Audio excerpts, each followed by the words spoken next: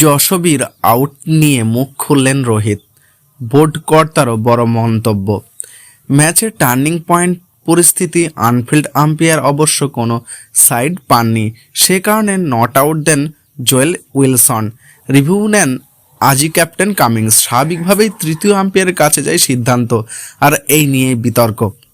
Melbourne টেস্টে ভারতে হারের মাঝে আম্পায়ারিং বিতর্ক রয়েছে, বিশেষ করে যশবী জয়সওয়ালের আউট নিয়ে প্রশ্নের মুখে তৃতীয় আম্পায়ারের সিদ্ধান্ত।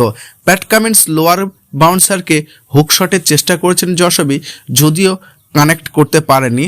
কাট রিমাইন্ডের জোরালো আবেদন ওঠে, যশবী সে সময় 84 রানে ক্রিজে।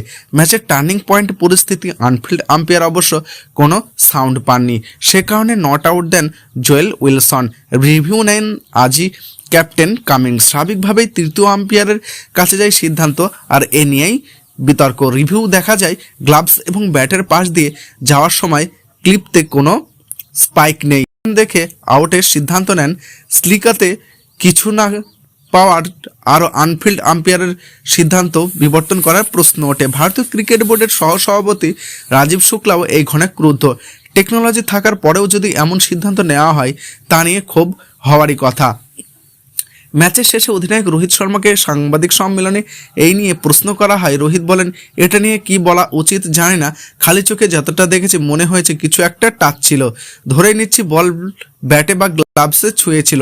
টেকনোলজি 100% নয়, ফলে সেটা নিয়ে কিছু বলার নেই। আসল কথা হলো সিদ্ধান্ত আমাদের বিপক্ষেই গিয়েছে, কিছুটা দুর্ভাগ্যের শিকার আমরা হয়েছি, সেটা বলতে পারি।